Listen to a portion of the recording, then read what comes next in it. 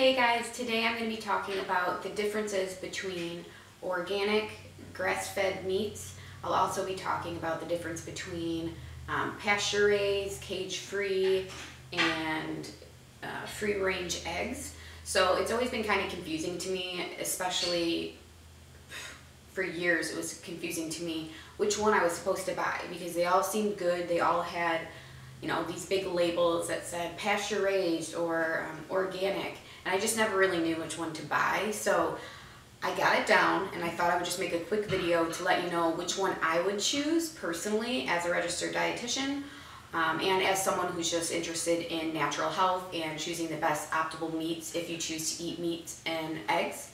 So let's get started. Grass-fed versus organic. So is there even a difference? So a lot of people are like, organic or grass-fed, they're both good. Well, they're definitely better than just like,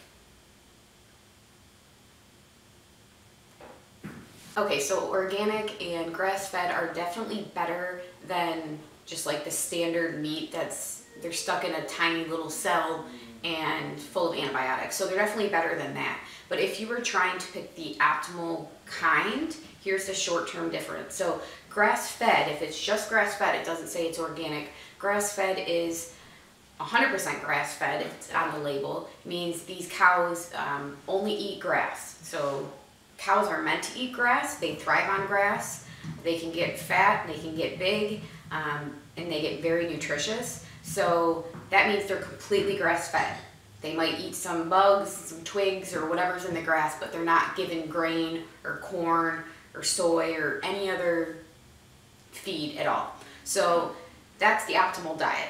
Then, so organic means that there was absolutely no fertilizers or hormones injected into the cow, and their feed is generally 100% organic, or it is 100% organic. But their feed can be wheat, grains, corn, really could be anything. They might get some grass, which is great, but it just means that it's organic and it's not like synthetic or horrible quality. So that is good, but if you're not interested in a cow eating anything other than grass, the organic tag really isn't that great. So it's also costly to put an organic tag for farmers, so not every farmer can afford or feel like going through the steps of making it certified organic. So some products that are grass-fed but don't say they're organic are actually organic, they're just not labeled, so it gets a little tricky. Okay, so which one are you going to choose? So would you rather have the grass-fed or the organic? So I personally would choose the grass-fed just because there is a possibility that it is organic still. They just can't afford the label. And nutritionally, if it says it's 100% grass-fed, those cows are just way healthier in general. So there's a slight chance still that there could be like fertilizer on the grass considering they're not organic. But generally people that are grass-fed have a more natural approach, so your likelihood of that is less. I would just choose grass-fed overall. If I had an optimal choice and I could afford it, I would choose grass-fed organic. That way you get both of them, but I know prices are generally way higher for that, but the more that we demand that kind of meat, the more that we purchase that kind of meat, and show that we're interested in that, the prices should lower. If you had to choose between grass-fed and organic, I would choose grass-fed. Okay, so eggs. So eggs are kind of overwhelming. When you go to the store, you'll see the big one's cage-free, which honestly that means absolutely nothing, and I'll explain in a second. But so just no cage-free. Pasture raised is good, and then free range is okay. So I'll go through those quickly, but I know they're overwhelming. There's so many different kinds out there and you're just trying to buy the best eggs. So we'll go over that all. Okay, so cage-free. Cage-free just means that they're not in cases. They're still confined to very, very tiny rooms or wherever they're at. A lot of times standing in their own poop and throw up and who knows what, they're barely able to turn around. So cage-free just means they're literally not in a tiny little cage, but they are still very tightly bound and it doesn't really mean anything. So that's just kind of a buzzword, so be careful with cage-free. free range. Free range just means, based off the USDA's regulation or term, is that they have access to outdoor areas. So that just means they have access to it. Now that could just mean that they're in a giant warehouse. Think of a giant warehouse, and then there's a door on one end. It's just one of those little tiny doors. So the chickens over here might not even know that that door exists. So it's kind of tricky to say that they are free range when they might have never been outside. And there's no specifications on the quality of the outdoor space or the quantity or if they even use it. So the free range, there's really just no specifications in place to guarantee that they are available to go outside. And a lot of them don't get any outside time at all. So that's just kind of up in the air, and you just don't really know what they get. So pasture raised is what you're going to want to choose. So right now that is the best option we have. And a lot of like sustainable farmers are using that term, and that basically means chickens are raised how they're supposed to, outdoors, and they are feeding in the pasture. So they have large or unlimited space to roam, and they're also just not confined to smaller spaces. They can stay outside as long as they want to. They also have access to indoors. So pasture raised is the best one you're going to want to choose. Again, if there is an organic option, you're going to want to choose the organic and the pasture raised. But if you just had to choose one, you need to choose the pasture raised right now. Okay, so I just looked it up because I want to make sure I was giving you accurate information. The pasture raised hens are given 108 square feet each. So that's so much more room compared to the free range, and they're given 2 square feet per hen, which is not a lot at all. So that's still considered free range, which is crazy when you think about it. So as you can see, there's all these like marketing terms that can kind of get crazy, and these buzzwords that can get very just confusing. So pasture raised at this point is the best one to choose. Okay, I'm gonna hop back on the grass-fed beef bandwagon.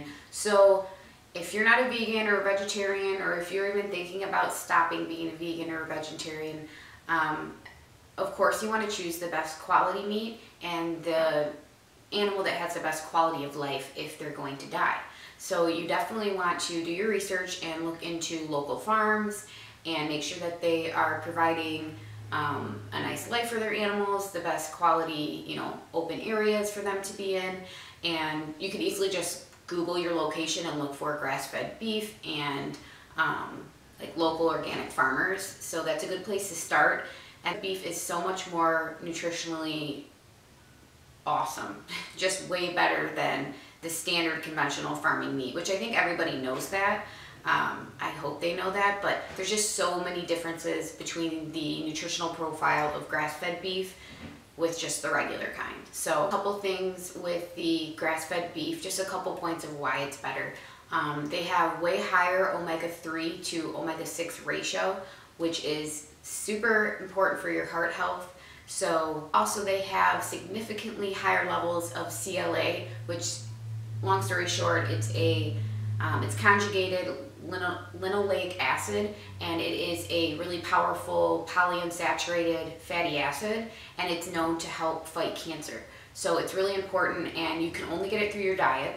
So this is a powerful way to get it through meat, and it's like just a straight shot of CLA, and the ratios that are in it are way higher than any conventional foods. Besides the CLA and the cancer fighting properties, there's also grass-fed beef, because of the healthy fats, is known to help stabilize your blood sugar. So good quality fats are going to help you not spike and then crash. So it's definitely going to improve your blood sensitivity level for insulin.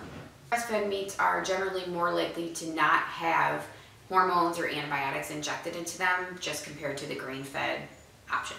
Just a side note, 80% of antibiotics sold in the US go to livestock. 80%. So it's not crazy to think about antibiotics in your meat. If it's in the meat, it's in their blood, it goes into your body, it's in their milk, it's in everything. So it's going to get to you as well. And then a last little fun fact is grass-fed beef, you're less likely to get like a foodborne illness from it. I don't actually know the science on that as far as why, but you are less likely to get any foodborne illnesses. So you don't have to worry about that as much. So So I hope this helped you decide which option you would choose if you're in a grocery store. Long story short, you're going to want to choose grass-fed organic beef if you had to choose. If there was only grass-fed or organic, you're going to want to choose grass-fed. And then for eggs, you're going to want to choose pasture-raised organic. If there's not organic pasture-raised, you're going to choose pasture-raised. So I hope this helps you next time you're in the grocery store. I'll put like just the basic answers to what I believe in the description box, just so you have like the answer if you're shopping. So I hope this helped you, and if you have any specific questions regarding that, the topic, just let me know and I can talk about it more. Thanks, bye.